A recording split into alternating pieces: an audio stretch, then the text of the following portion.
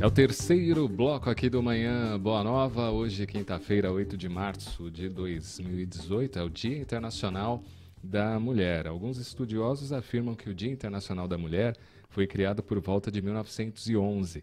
A data surgiu depois de um incêndio em Nova York, em uma fábrica têxtil, levando a óbito 130 mulheres. Este fato marcou a trajetória da luta feminina por uma sociedade mais respeitosa e igualitária. Apesar desta data marcante, a luta das mulheres por direitos justos é muito antiga. Movimentos feministas marcaram o século XIX, principalmente na Europa e nos Estados Unidos. As mulheres trabalhavam em condições precárias, com salários muito abaixo do que os homens ganhavam e com uma carga horária muito alta. No Brasil, houve o movimento pelo sufrágio feminino, ou seja, foi um movimento social, político e econômico com o objetivo de conceder o direito de voto às mulheres. A luta por direitos iguais é antiga, mas não é uma batalha vencida. As mulheres já obtiveram muitas vitórias, mas o ideal ainda está longe. Muitas anônimas que fazem a diferença todos os dias, que honram a missão dada a elas, têm, na generosidade e dedicação com a família, filhos, amigos e companheiros, a sua missão. Mas na parte profissional, ainda tem muitas mulheres que ganham menos do que os homens, né? E tem profissões que ainda não abrem acesso direto às mulheres, a não ser que elas tenham muito esforço, perseverança nesta questão. É de conhecimento que o espírito não tem sexo, ele encarna como homem ou mulher,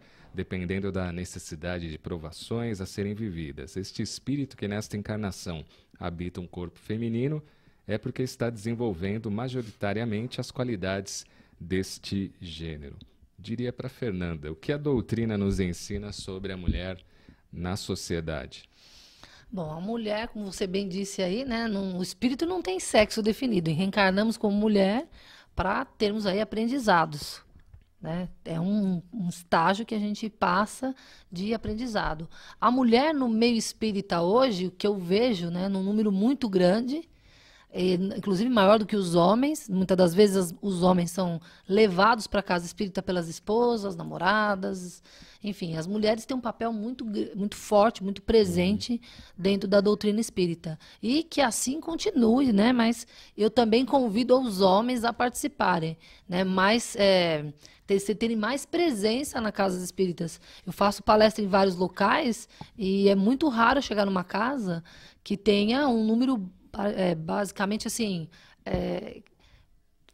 dividido entre homens ali. E mulheres. Normalmente é um número muito grande de mulheres e um número menor de homens. Recentemente eu fui uma que tinha um número maior de homens, eu até brinquei com o presidente da casa, que eu falei, nossa, quantos homens aqui? Aí ele falou assim, olha, a diretoria é toda composta por homens e também não tem mulheres, né? Eu falei, bom, mas aí também tem que abrir o espaço para a mulherada, né? Sim. Então, assim, nós temos um papel, sim, muito presente dentro das casas, temos que continuar assim, e eu entendo essa importância do papel da mulher, não só na doutrina, como na sociedade como um todo, né? E a gente vê ainda no planeta, né, por mais que aqui no Brasil tenha as dificuldades, tem a questão da violência, que é muito alta, mas a gente ainda tem países no mundo que o acesso para que a mulher trabalhe, se desenvolva, tenha estudo, ainda é completamente fechado, né? A mulher ainda tem esses desafios, né? Tanto na área de empreendedorismo, a gente ainda sofre alguns preconceitos, né?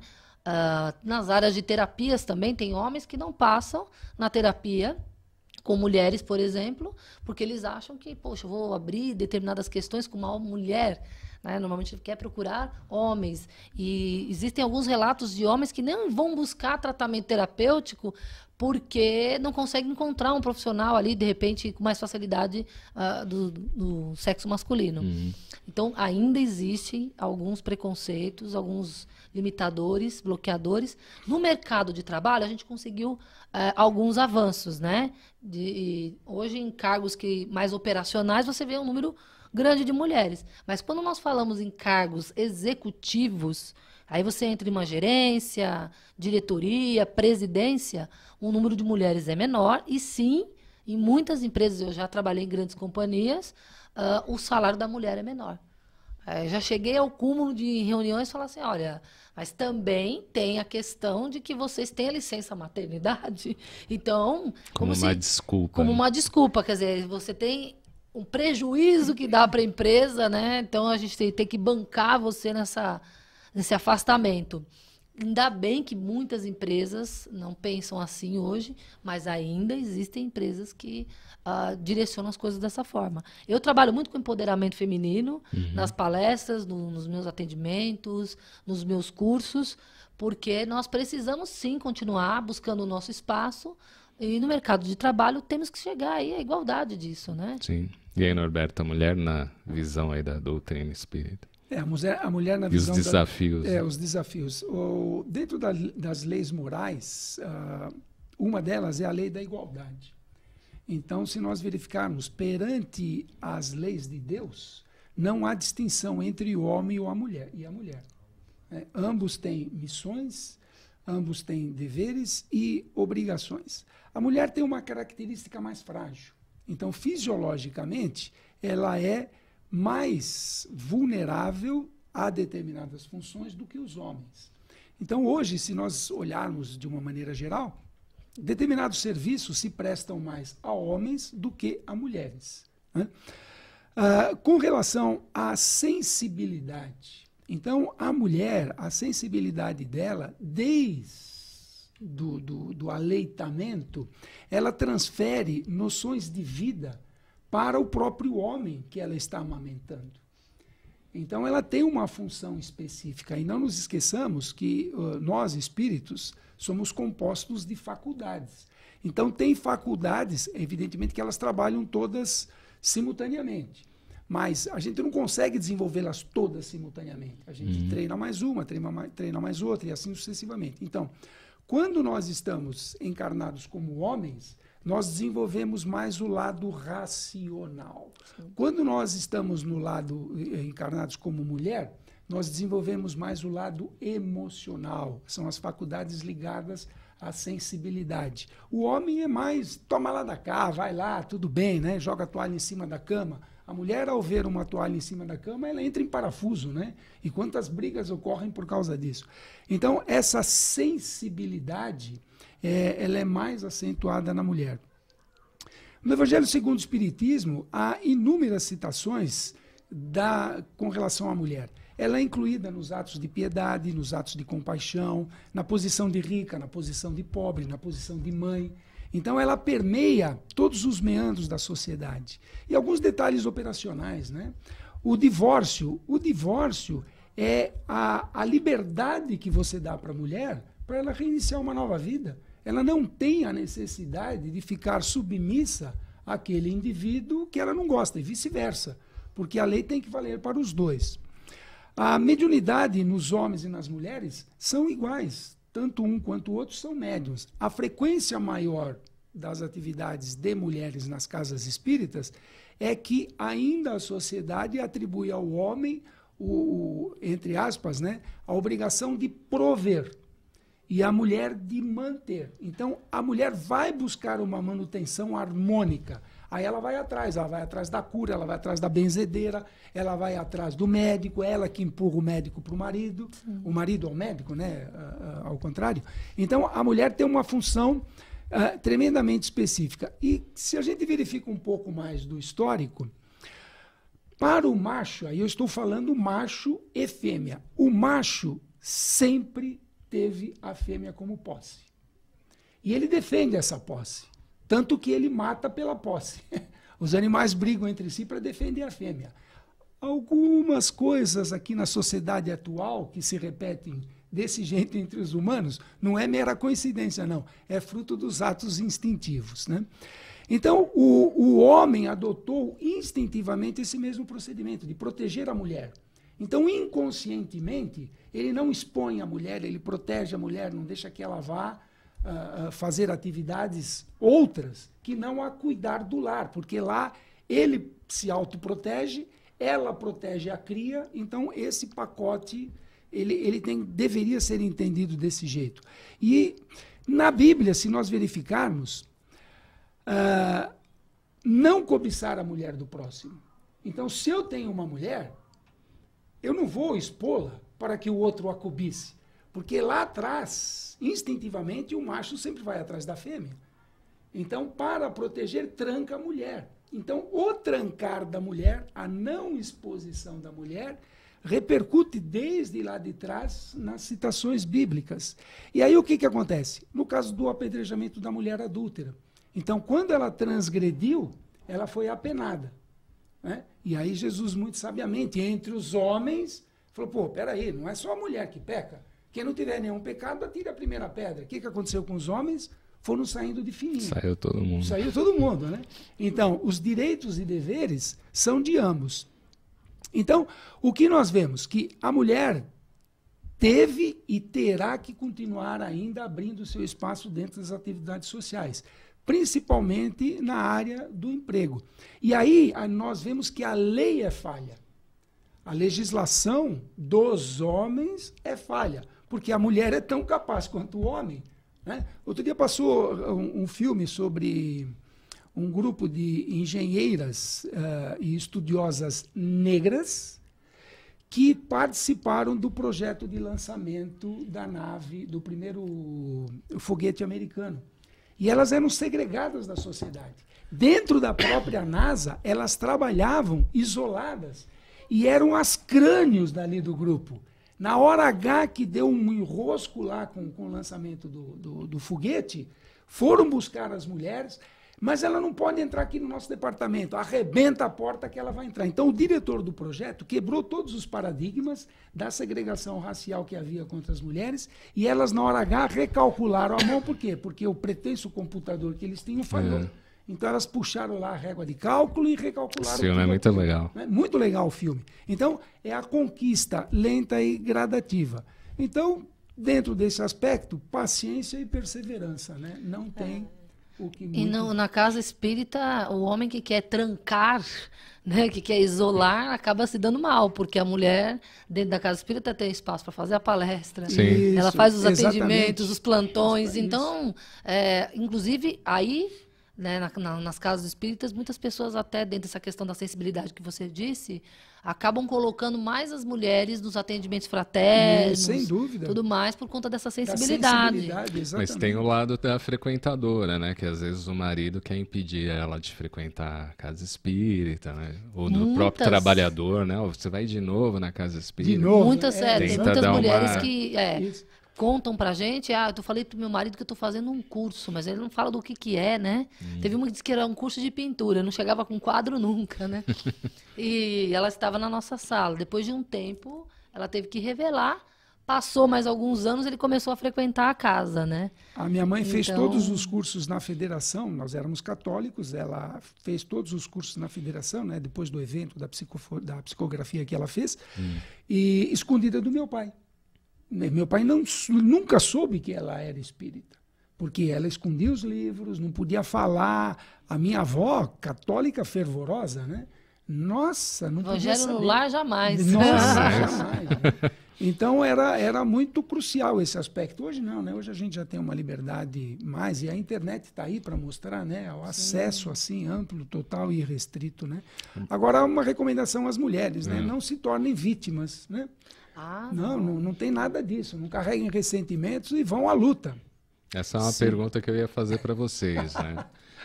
Por todo o avanço que a gente tem, a evolução da mulher no campo aí do trabalho, do conhecimento, mas ainda tem mulheres que ficam reféns, né? De maridos, namorados, Sim. são subjugadas por violência e acabam... aceitando e muitas das vezes achando que até é o normal, né? E se sentindo culpadas, quando a culpa não é delas. Muitas mulheres entram nesses relacionamentos que nós chamamos abusivos, né? Onde existe ali um controle psicológico, uma pressão psicológica. Eu faço vários atendimentos assim, onde ela relata que o esposo diz, olha, é o seguinte, primeiro ele tira ela do mercado de trabalho, já para que ela não tenha como sobreviver. Não tenha proventos para que ela faça algo fora e tem a sua emancipação. Então, mantém ela desse jeito. Ele define o dinheiro, decide a roupa que ela usa, né? E existe uma pressão do tipo, olha, Ou você faz, ou não te dou dinheiro, ou é assim, ou é assado. Determina, inclusive, a quantidade de relações que tem que ter. Muita pressão, uma pressão psicológica tão grande, ameaças de que vai matar, enfim. Então, naquele momento, aquela mulher se vê refém, se vê completamente dominada dentro daquela relação abusiva e não se dá conta de que, de repente, ela tem caminhos para sair. E é processos que, às vezes, as pessoas passam 15, 20 anos, um relacionamento inteirinho Terrível, desse né? jeito, terrível. Um cativeiro, né? Um cativeiro onde ela não tem espaço, não tem a palavra, né? E eu sempre digo para jovens mulheres e também para as que estão solteiras, né, e querem encontrar o seu parceiro, nos primeiros momentos que você perceber ali numa relação agressividade, um momento ali de tentar cercear a sua forma de se vestir, de se comportar, tentar um domínio, uma agressão, ali você já tem que tirar o pé do freio, né? Essa história de que quando eu casar ele muda. Isso é lenda, né? Ninguém muda ninguém, a partir do momento que a pessoa não dá o espaço, não vai mudar nunca. Então, hoje isso realmente ainda, infelizmente, Cláudio, é uma situação que acontece dentro dos lares, né? Os homens ainda com esse domínio muito grande, tendo às vezes mulheres que passam por processo de espancamento. Teve uma recente que trouxe uma quantidade de fotos, que ela fez o boletim de ocorrência contra esse rapaz, esse esposo dela, totalmente espancada. E aí, quando ela vem para a sessão comigo, ela falou assim, eu tenho algo para te revelar que você vai ficar espantado. Eu falei, o que que é? Ela falou, eu ainda amo. Quer dizer, a autoestima aniquilada, o seu processo de entendimento completamente distorcido. E ela só se separou, quase cai aqui, ela só se separou dele pelo fato de correr risco de vida. Senão ela ia, com certeza, se manter nesse relacionamento completamente abusivo. Ainda existe isso aí, né? Infelizmente. A doutrina espírita, ela é esclarecedora, né? O tópico da anterior que nós falamos, né? A consolação do espiritismo. O consolo vem pelo esclarecimento. Então, se nós entendermos as nossas relações, né? Isso que você falou, essa mulher que foi espancada e depois ela ainda relata, né? Eu amo.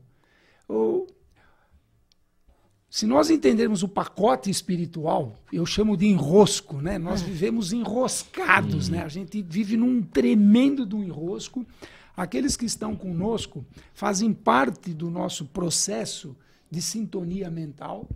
Então, nós vibramos na mesma onda, e André Luiz define muito, muito claramente isso quando ele fala da atmosfera psíquica, né? A atmosfera psíquica da Terra é a média do pensamento de todos os terráqueos, né? Então, isso se reverte, se repercute desde a célula inicial, que é a nossa casa. Então, é o marido e mulher, depois ele passa isso para os filhos, depois é o bairro, o prédio, a cidade, o país, a Terra como um todo vibra numa determinada frequência. Então, quando nós entendermos esse pacote das leis de ação e reação, né, das reaproximações, né, dos encontros nessa vida, dos amores do passado. Vocês já pensaram nisso? Sim. É uma coisa seríssima. O enrosco vem lá do passado. Exatamente. Nós chamamos de emaranhamento, né? Isso, eu chamo de enrosco, né? Então, esse enrosco, né? Um arame farpado, todo embrulhado, misturado com capim, com tudo, e que a gente tem que ir destrinchando item por item. Então, o Espiritismo nos traz essa visão. E se a gente passa a ter essa visão, nós passamos a ter a aceitação, não como submissão, mas como compaixão. Então, a perseverança dessa moça que foi espancada, evidentemente que ela tem todo o direito de abandonar esse indivíduo. Abandonou por medo de morrer, só isso. Isso, mas lá dentro, o sentimento dela era de ainda conseguir mudar esse indivíduo, mesmo se submetendo a essas atrocidades. Então, esse amor que existe, ele existe em todos os indivíduos. No caso dela em específico, né, Sim. concordo com essa linha também de raciocínio, é que ela tinha uma questão com o pai mal resolvida, um amor muito grande pelo pai, E aí, de forma inconsciente, ela foi buscar um homem Transferiu igual o pai. isso, exatamente. Né? Foi o que aconteceu. Quando ela se deu conta disso, ela trouxe, então, para a consciência esse movimento, aí foi muito mais fácil. O desligamento. Exato. Desligou dessa relação. Isso. E hoje ela está muito melhor, né? Ainda bem, né? Melhorando sempre. Ó, tá em cartaz até o dia 25 de março, o espetáculo E a Vida Continua, em nova temporada em São Paulo, no Teatro Santo Agostinho.